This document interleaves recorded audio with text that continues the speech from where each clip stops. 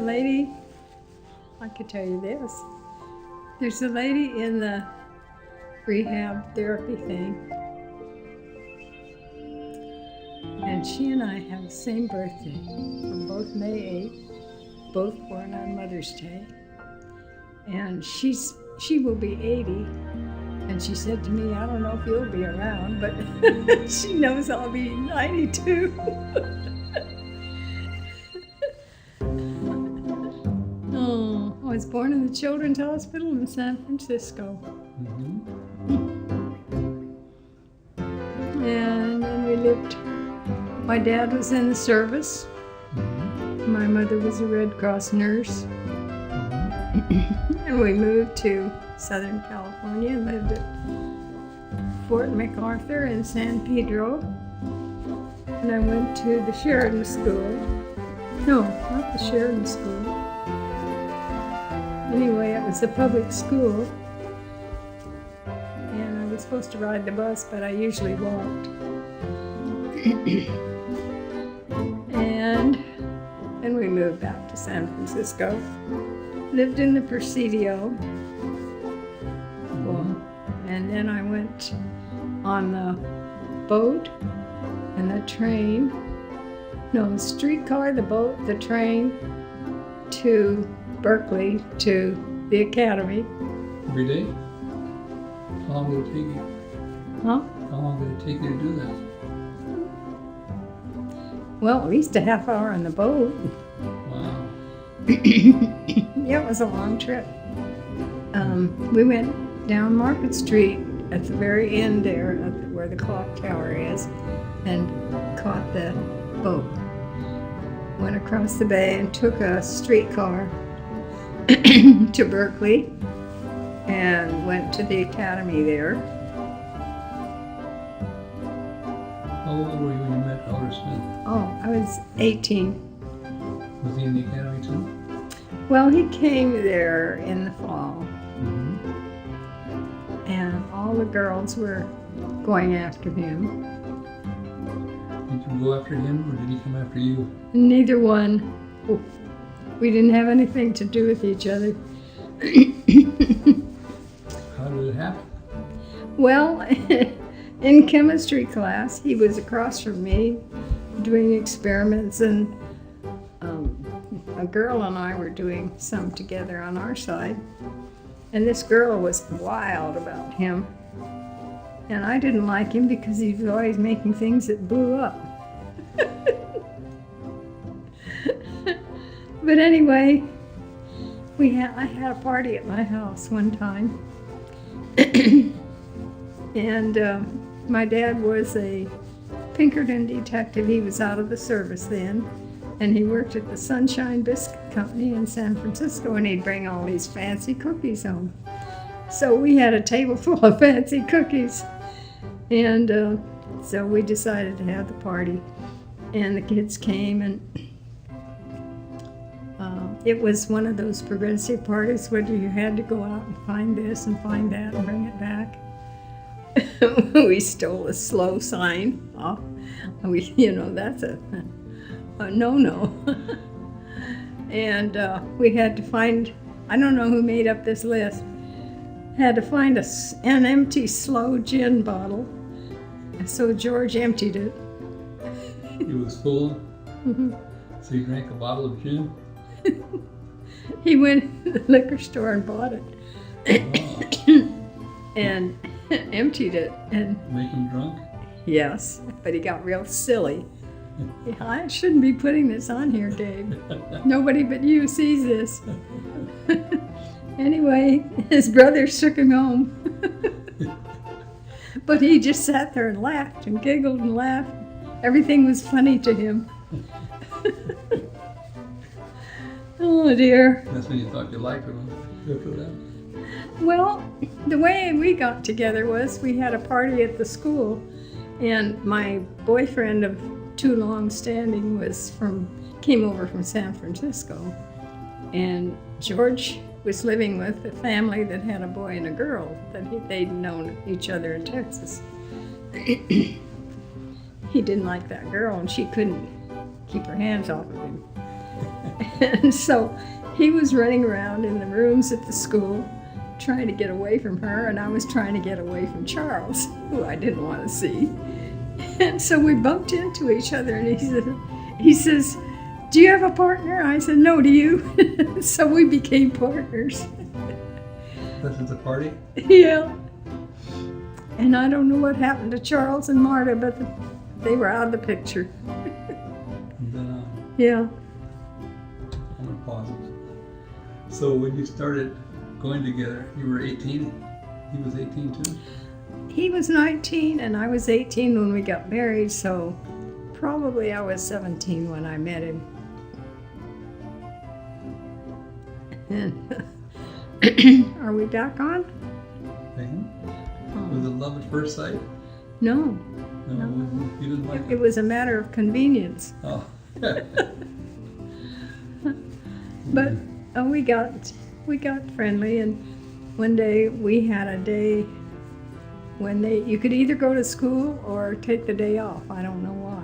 Maybe it was a teacher's Conference. I don't know what it was. So we walked up to Berkeley, to the campus of UC Berkeley, and sat down on the grass. And he told me all about his life in Texas, and I told him about my life. And from then on, we were partners. So was that during your senior year or freshman?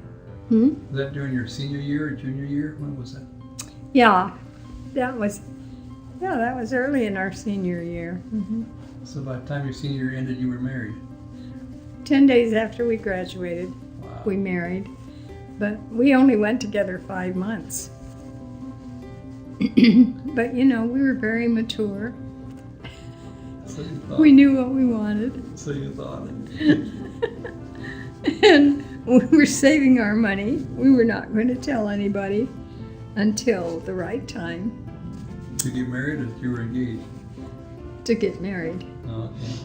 So that was a mistake because my mother and my sister and I went to camp meeting, and our principal was in charge of the little grocery store at camp meeting up at Lodi.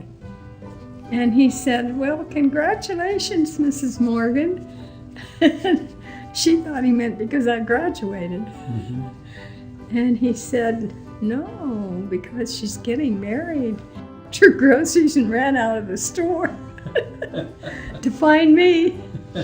And we never could convince her that George was coming up that night to tell them what we were planning.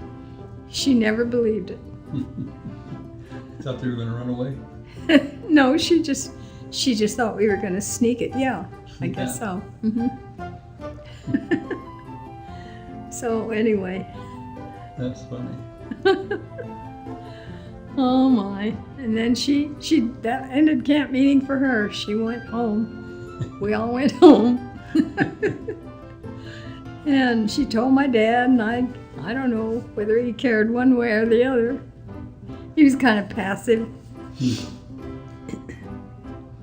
mother wanted you to be single longer? She wanted me to go to college like my sister did. Oh, okay. But I was not a college person. At least not then. Maybe I would have been later, but I wasn't then. Why were you not a college person? I wasn't interested. Oh, okay. I just, Didn't want to be a teacher or a nurse or anything? no, I was just through with school. You just wanted to be a housewife? I don't know if I even wanted that. Anyway, that's how. Did he have to talk very long to get you to agree to be married? Did he have to talk very long to agree to get you to say, "Okay, I'll marry you"? No. You were ready, huh? Yes. Interesting. We were driving one night down to the church on a Friday night. They always had Friday night young people's meeting. And after it was over, he was going to take me home, and he did a U-turn down the street there. He said, "Honey, will you marry me?" And I said, "Yes," right on Like that. that, So that was it. And when we found our apartment and paid the utilities and everything, we had just maybe less than $1 left over. That's the way you did things in those days. What was he doing for work? Oh yeah, he was working with his dad. Oh, okay. Yeah, he had a secure job. And downtown, once a year, they had big sales. Like I thought I'd surprise him, so I took his check and spent every bit of it downtown. You could ride downtown free on the streetcar that day. I bought a toaster, the kind that the sides go down, and and for 50 cents. And these were new things. Wow. I bought, he needed clothes, and so I bought him pajamas and underwear and socks and shirts and everything. I don't remember if I bought myself anything, but I spent the whole check, and when he came home, he was about to pass out to think his whole check had been spent. We hadn't even paid the rent. But, well, he was working for his dad, so. He got a loan from his dad? His dad wasn't very generous with the money, but somehow we managed. So did you go on a honeymoon when you got married? No, You didn't go on a honeymoon? we didn't even have a car. We used one of the Smith cars. They had several cars because they brought cars out from Texas and sold them. But one year at New Year's, we went up to visit our principal and his wife. Our principal had tried to keep George and me apart because he felt we were moving a little too fast, And so he had George up on the red carpet several times. But anyway, we liked him, and we went up to see them New Year's Eve, and it was Mr. Baldwin. And he had a little 32 Ford, I think it was. And we bought it from him for $99. We should have kept that thing. That was a treasure. But anyway, it got us around. Otherwise, we took the streetcar, When was it you got married? What year? 39. 1939. Same year I graduated from academy. Oh. So, did you just go out and get a marriage license, or? We went down. I was shopping and he was working. We met at a store accidentally. Mm-hmm. And he said, I never come in this store. And I said, no, I don't either. It was a department store. It was in Oakland. And so he said, let's go get the license. So we did. We walked up the street to, City Hall or something. And got the license. I think it only cost $2. He was in his paint clothes. And I was dressed up. Anyway, we got it. And, Did you have a ministerial performance ceremony? well, there was some friends of ours, Elder and Mrs. Sage. I don't know if you ever heard of them, but they were from San Francisco when we were, and his brother was an evangelist. So the Elder Sage married us in my mother's living room, and only the Smith family and my family were there. And Mrs. Sage sang a solo. And How much advance notice did you give everybody you're getting married? How much advance notice did you give everybody you were getting married? not very much, but my mother hurried it along. I don't know if she thought I was getting married because I was pregnant or just wanted to get it over with. She was afraid you might be, huh?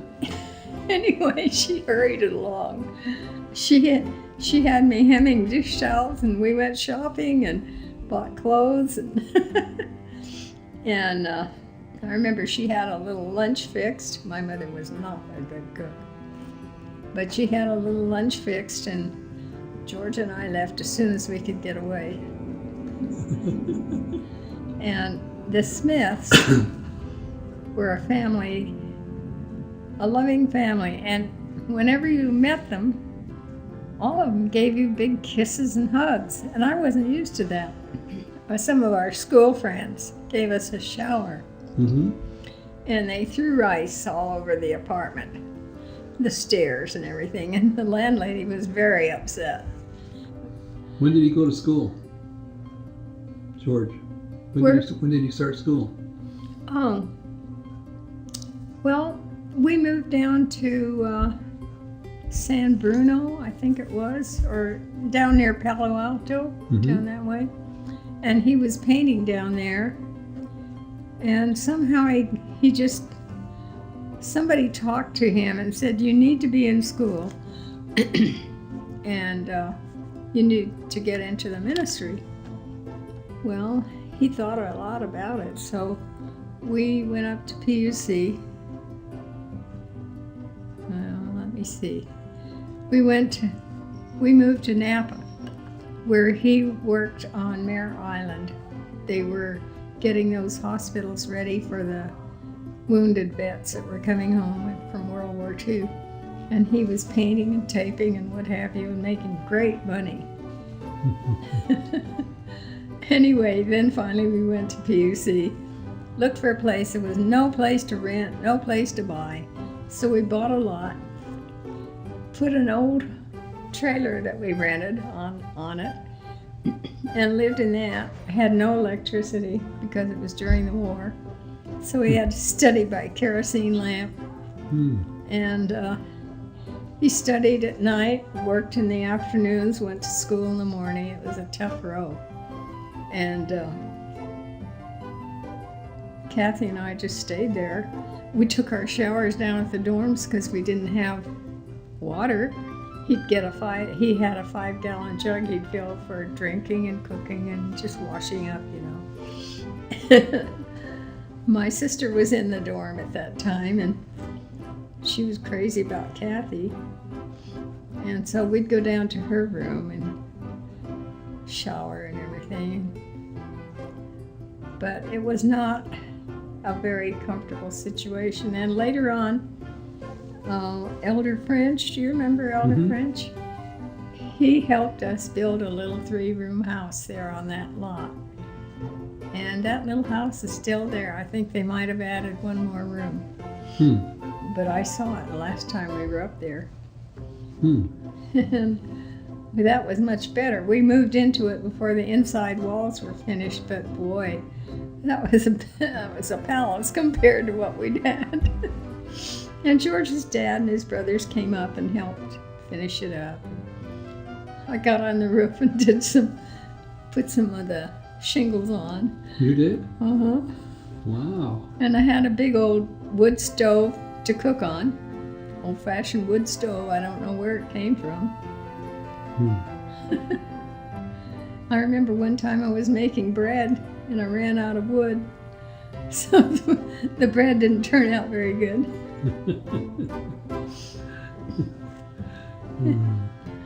But I liked living at PUC. It was good. How many years were you there? Well, he was into his 3rd year, and they asked him to come to Arizona and be principal of the grade school and teach 7th and 8th. At the Arizona Academy? That was in 44. Wow. Yep. So he didn't want to quit, but they urged him, and at that time, sometimes the school could pay and sometimes they couldn't. So sometimes you went without your check. Well, we sold our little house, which I felt bad about. If you were to say something to Ernie, what would you say?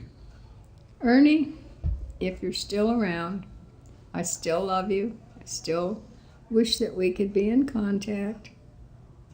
You've always been my little boy. You've always been loving and thoughtful. If it was a tape being played and you were going to say something to the people, what would you say to everybody?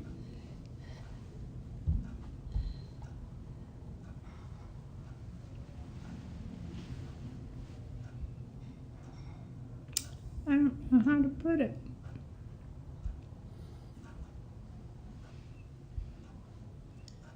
Prescott Church has been a loving, friendly church to me. I will never forget how they went all out for George's memorial. And even though we were new there, it seemed like they took us in and made us a part of them. I have many good friends there I will never forget. Until this point in my life, I had no idea that I was so close to the end of it, because I felt good, everything seemed to be going fine, and then this leg problem struck, and it seems to have originated with breast cancer, and is in my bones. The doctor said it's adenocarcinoma, and I had no idea I had anything wrong, but I'm sure that from now on I'm going to know it very well. I will be living with Mr. Payne because I don't intend to take chemo or radiation, and even if I did, there'd be pain, so we're just going to let it take its natural course. But in the meantime, I want you all to know, I want everyone to know that you are in my thoughts and prayers and very dear to me.